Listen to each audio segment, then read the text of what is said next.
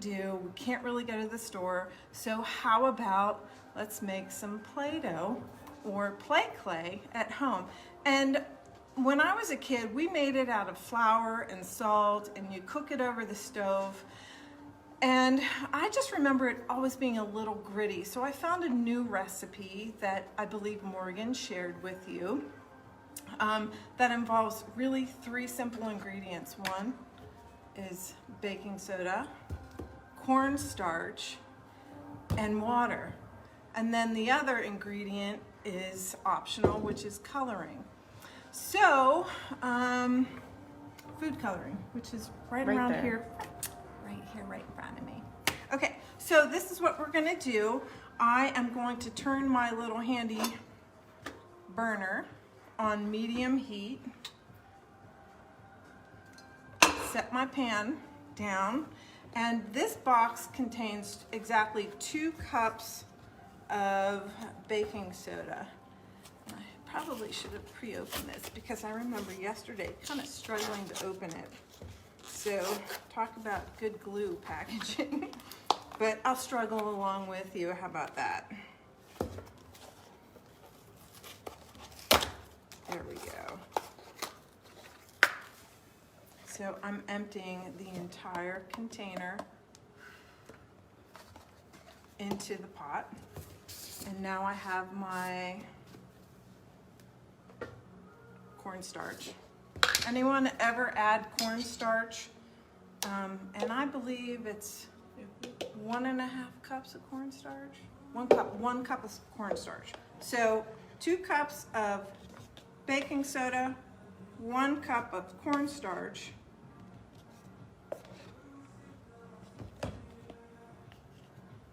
and then 1.5 cups of water. There's 1 cup of cornstarch.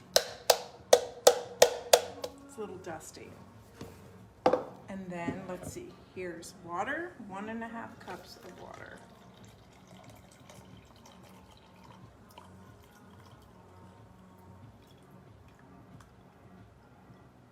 There we go, 1.5 cups, and I'm pouring it straight in the pot. And now comes the boring part. Boring, but oh so important. We need to stir this for 5 to 10 minutes until it becomes the consistency of mashed potatoes.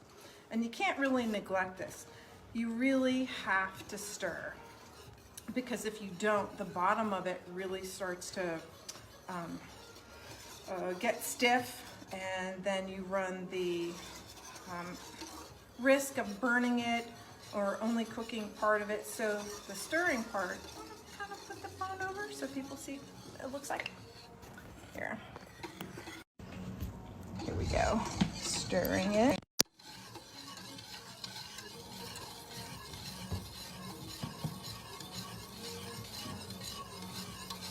Kind of boring, yes indeed. Here, Olivia, that's my helper. My daughter Olivia is behind the scenes helping me today. So, stirring. So while I'm stirring, does anyone have any questions? So yesterday I made this, and it is really fantastic homemade play clay. It's nice and smooth, has a really nice consistency, and the Play-Doh toys that I have extrude it very easily. And after about 5 minutes of stirring, you'll start to see a change. And once it starts to change, I'll show you a close-up.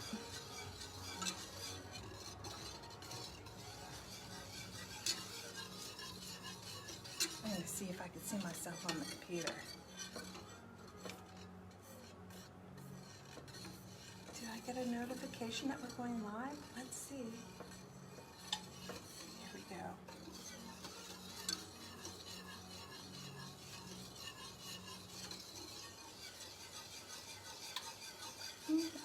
No, you can't. Okay, hold on.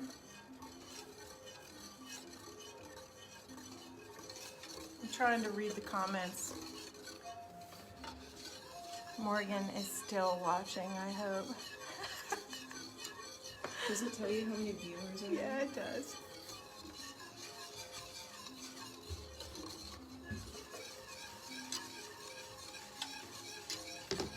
So I'm going to show you. Yesterday we made some, and this is what it looks like. It's really, really nice. So you can see. So this is what you'll end up with. It's super smooth. Honestly, it's really perfect. It's the best homemade play clay that I've ever used. And I used to actually make this, but I made it the other way using flour and salt when my kids were young. I have 4 kids, so at one point in time, 3 of them were really active and I needed to keep them entertained. Oh, also about this, it's non-toxic, but I wouldn't recommend eating it. It's not very good. Oh, now I can feel this starting to thicken just a little bit. It's still quite runny. Doesn't look like, it just looks like milk right now. But I can feel the difference between 2 minutes ago and now, that it is starting to thicken up. And once it thickens, it goes really fast. Can it be kept or reused beyond today? Oh yeah, absolutely. It should last. I think though, because it's food-based, it may have the potential to grow mold. So if you wanted to, I would think you could probably store it in a refrigerator to keep it a little longer. I can't see, move your little finger. Oh, there we go. So it's really inexpensive to make, and that's the bottom line.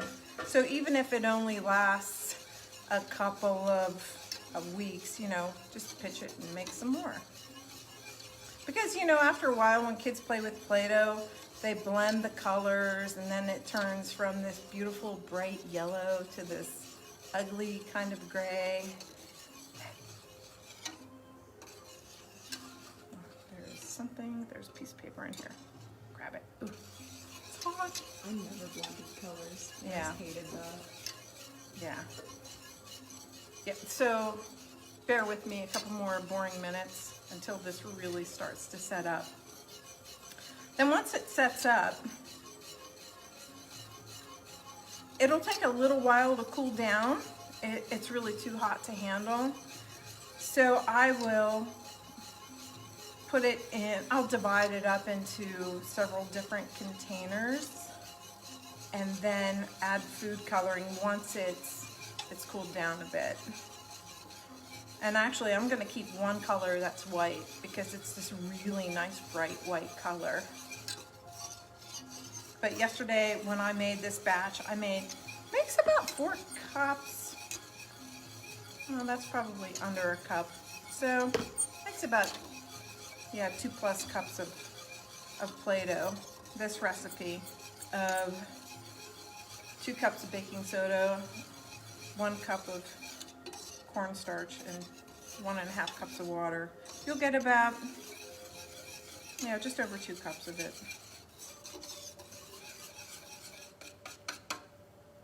Lots of bubbles.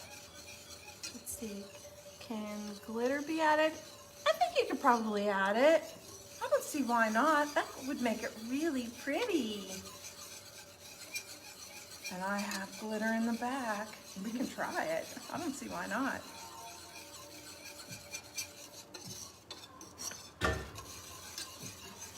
So Olivia, when I am showing them a close-up, I'm going to task you with going to the back and getting some paper bowls. Oh, it's starting to thicken. Is anyone else doing this right now? Raise your hand. Oh, see that? It's starting to thicken. And this happens very quickly. And as soon as it starts to really thicken and look like mashed potatoes, you want to remove it from the heat. Now I'm using a cast iron pan that has enamel on it. So these pans heat up and retain the heat for a while. I love cooking with cast iron. Oh yeah, this is actually getting harder to stir.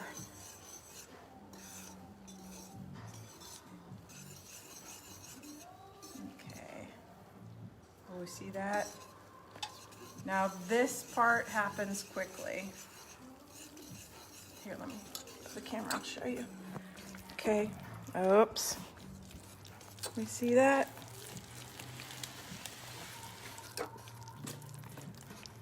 It is really starting to thicken up, and the more I add a little bit of air into it, it starts to look like mashed potatoes. Yeah, run back there, please.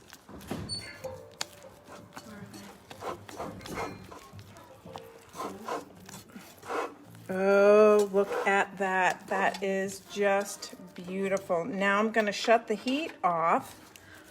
Back closet, left-hand side. She's getting the bowls for me.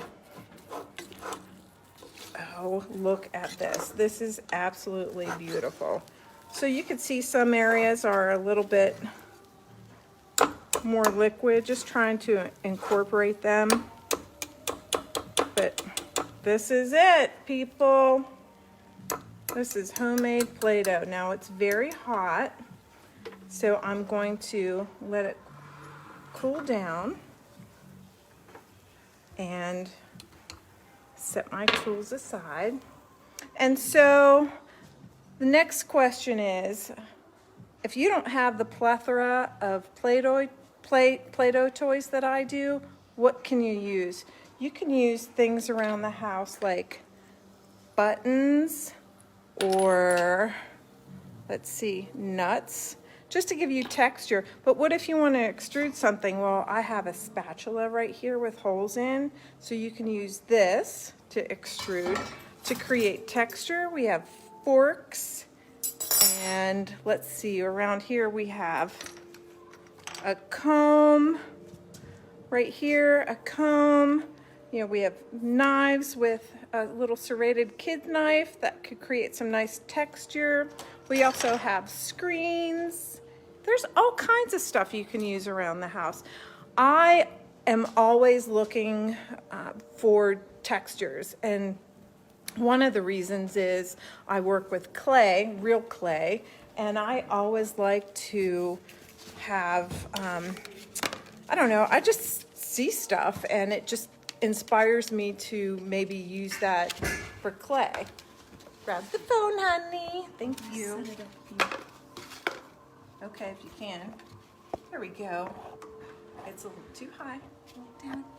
This is what happens with live video, and the tripod doesn't work. Is it too high? Yeah, I'd say it's a little too high. Set it down right here. There we go. Oh, perfect. That's perfect. Okay, so now I am going to take this Play-Doh, this play clay, and you can see the steam rising off of it. It's hot, so don't touch it with your hands quite yet. And I'm just going to be putting them in paper bowls to help cool it off. And I'm actually going to kind of spread it around because that will help cool it quickly rather than if it's in a big mound. It'll take longer for the heat to escape. So I'm just spreading it around.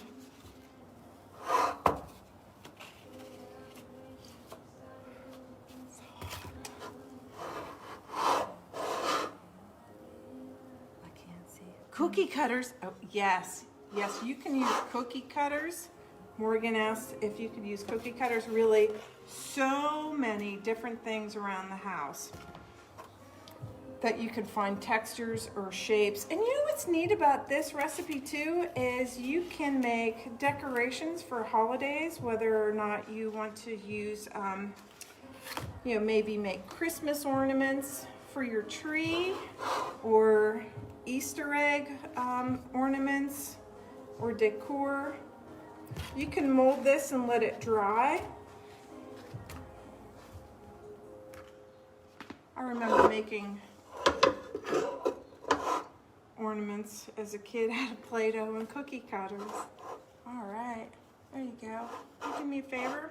So this pan, I don't want this to set up any longer, so I'm just going to put it in the sink and fill it with water. Top. Get the handle. Here we go. Don't want to burn your hands. So now I have several bowls with a bunch of Play-Doh smeared around.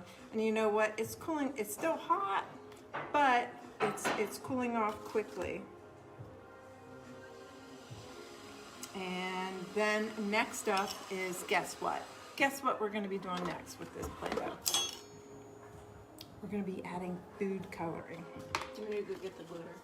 Yeah. Where is it? I don't know.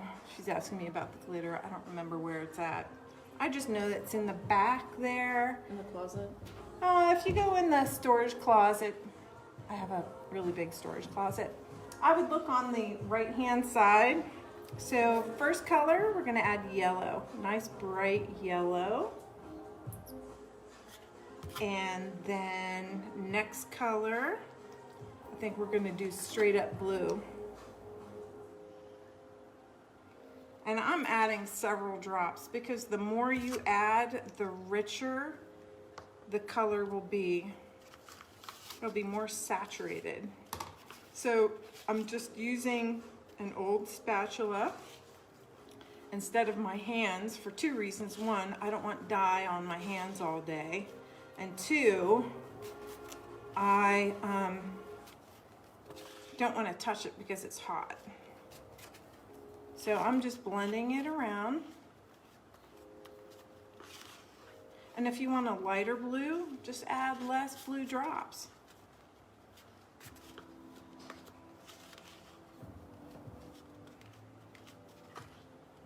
Okay, so there's my blue Play-Doh. And then I will wipe off my spatula because I don't want to mix the colors. And I'll mix my yellow up now.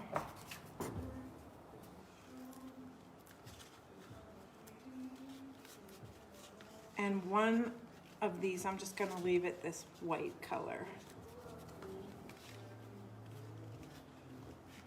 So earlier, I was playing with this clay, and I made a pretty little flower, and the only tool I used was a pencil and my hand, and I'll show you how to make that.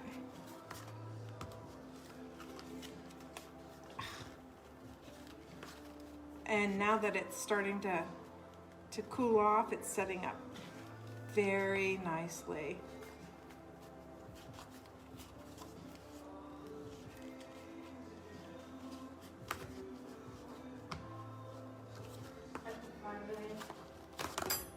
And you could store these in these little containers or in plastic bags. That's okay, she didn't find glitter, no big deal. I know I have some back there. Whoa. This one, we're just gonna keep this one white, but I'm just gonna kind of mix it up.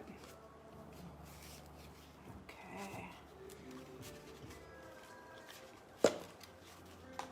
Is there anything in particular? Pigeon Hill blue, yeah. If there's anything in particular you would like me to attempt to make, let me know. Let's see, what else do I have? What other colors? Okay, wait. How about red? Red. I'm gonna make this a bright red if I can. So yesterday, my daughter made purple. I made orange by combining what two primary colors? My daughter says, I didn't know there was gonna be a test. Primary colors, red, yellow, and blue are primary colors. And when we add red and yellow together, we get orange. Now, I think I'm gonna mix this one with my hand because it's getting a little tough. So, The bowl's falling apart. yeah, and the bowl is starting to lose its shape, but it's doable. See this? That's my red. And yesterday I mixed, where's my orange? Orange is right there. Right here. Yesterday I mixed red and yellow, and I got orange.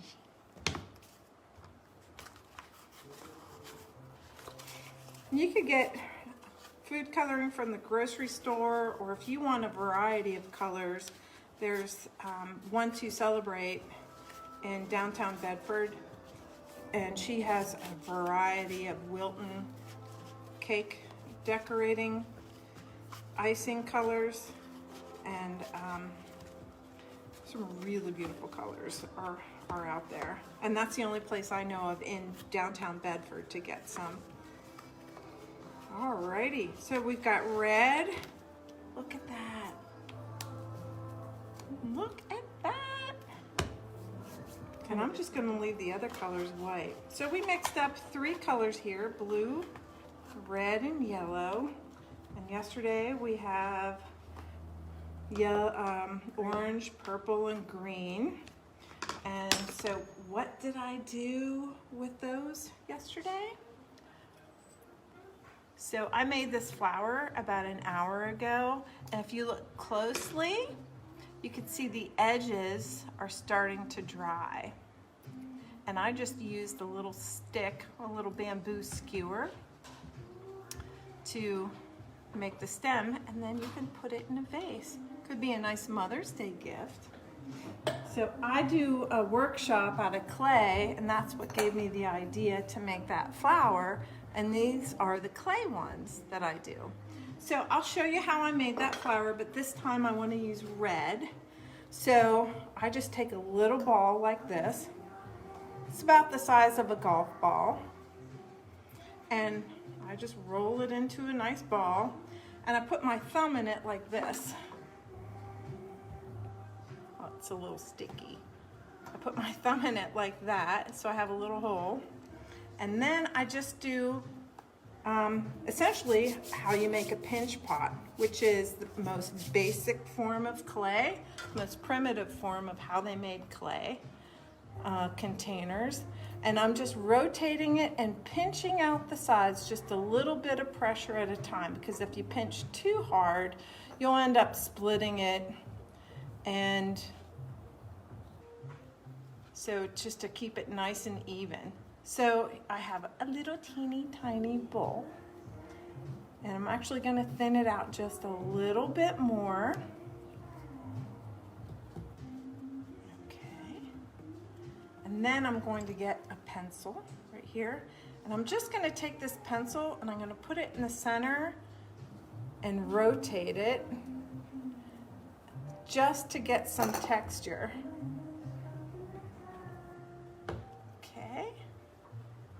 So I'm kind of flattening it out, but I'm trying to maintain like a little petal shape. It just kind of helps me visualize what I'm making. And then, if you could see, I have little ridges on here. So next thing you know, I'm gonna kind of make little petals by putting little dents in the top of it. And I'll just work it a little bit more to make it more flower-like. And I really like to use the pencil because the ridges on the pencil help to give the ridges that you see on flowers. Flowers have a lot of texture. You really observe what they look like. So next thing you know, I'm gonna put my finger in the middle of it and kind of pinch it like this. So now we have a little Play-Doh flower, and it needs something in the center. So I'm going to get another color, and I'll show you how you can use one of these screen sieves to make a center decoration. So I just take a little bit of clay. It doesn't really matter how much, just a tiny bit. You can always add more. And I am just going to push this clay right through here. See that? so it looks like a kind of like a little fuzzy ball, those little pom-pom balls. And I'm going to gently pinch the top off. And I'm gonna try and compress the bottom just a tiny bit. And then I'm going to take this and stick it right in the center of the flower, like that. And you kind of pinch it a little too much.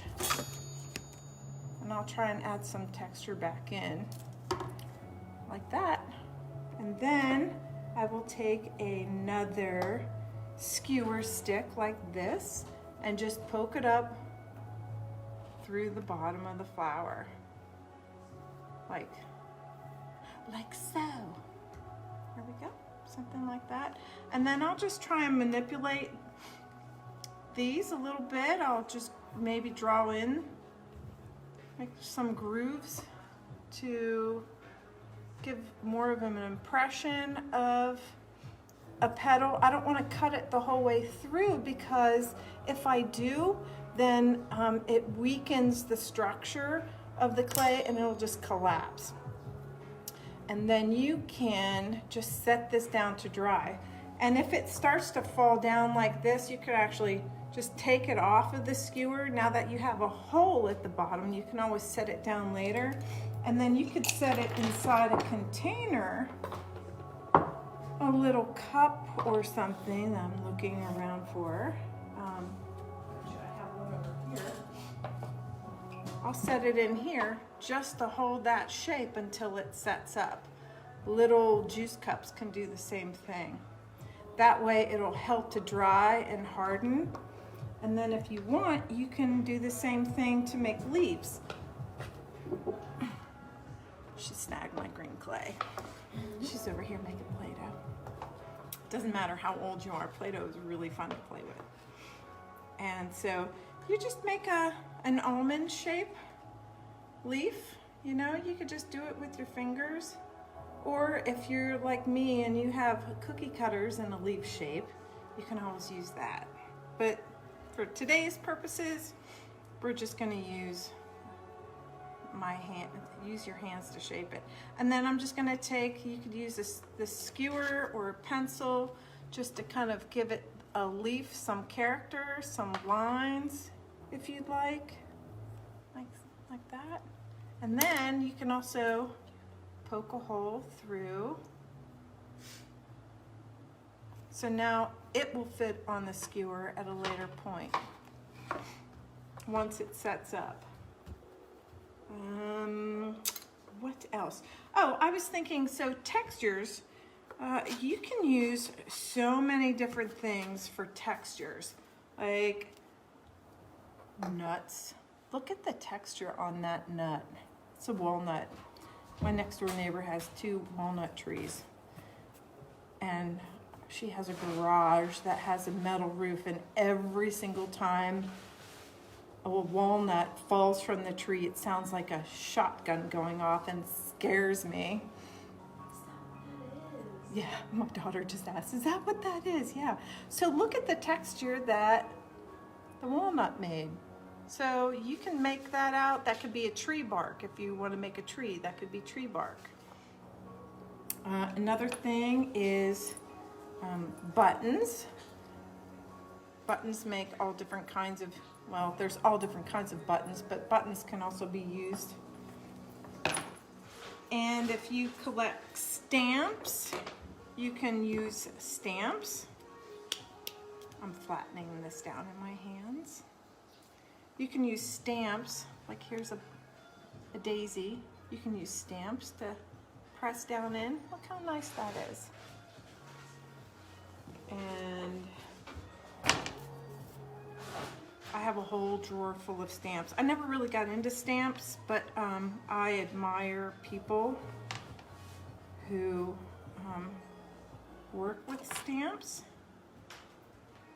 I'm gonna make a cake. Who doesn't love art? Okay, so my daughter just said she wants to make a cake. So one of the reasons why I keep Play-Doh toys in the studio is because they have a lot of neat little extras that come on the bigger parts.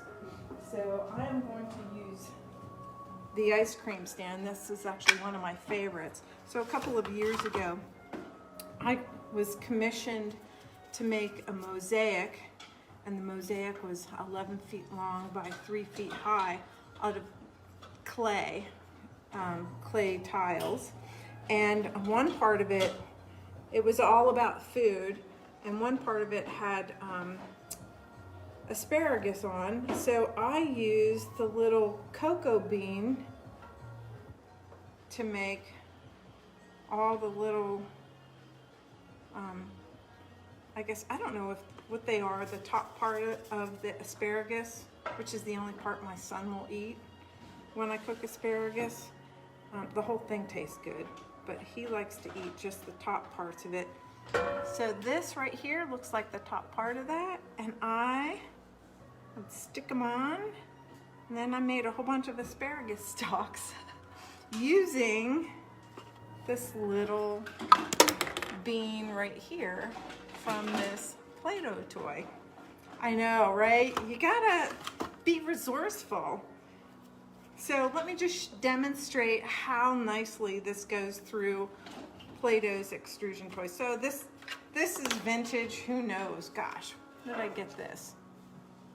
Probably back in the early 90s. No, not that far. Late 90s. And so typically we'll just stick the Play-Doh in, and then we'll just push it through. That's if I can get this aligned properly.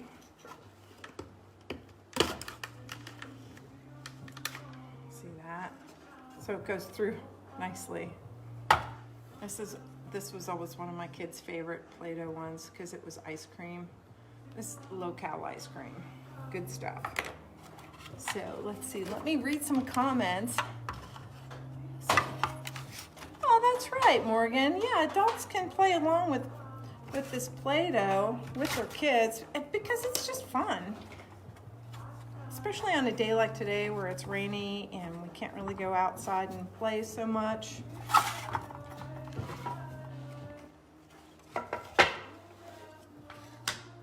Does anyone have any questions? Or any suggestions on something I should make?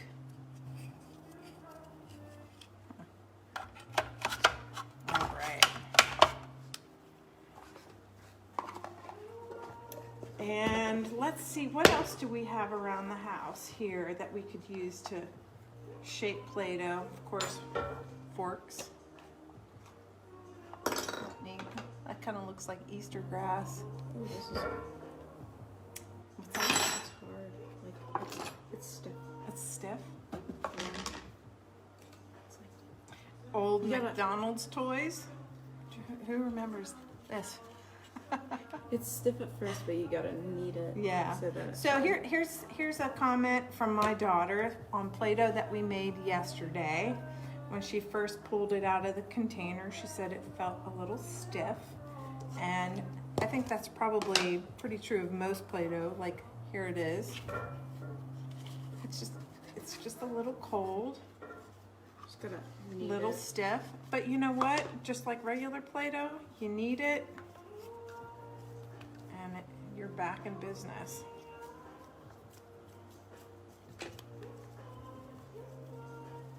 Okay, I think we'll combine the yellow. Looks like we have lots of yellow. Okay.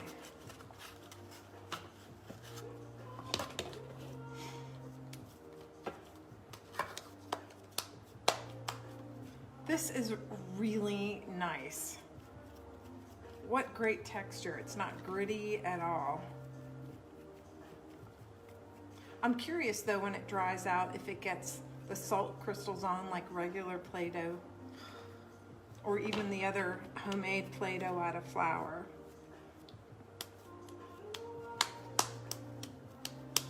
It's fun. All right, so we got the yellow. rehydrated that. Got it back going. Let's see.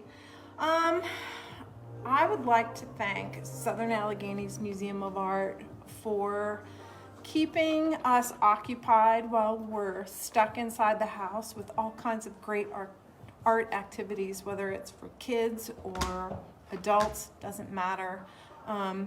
It's just a great community thing to do. And if you have any suggestions on something you'd like to see, please message us on Facebook or comment below this post, and we will try our best to meet your request.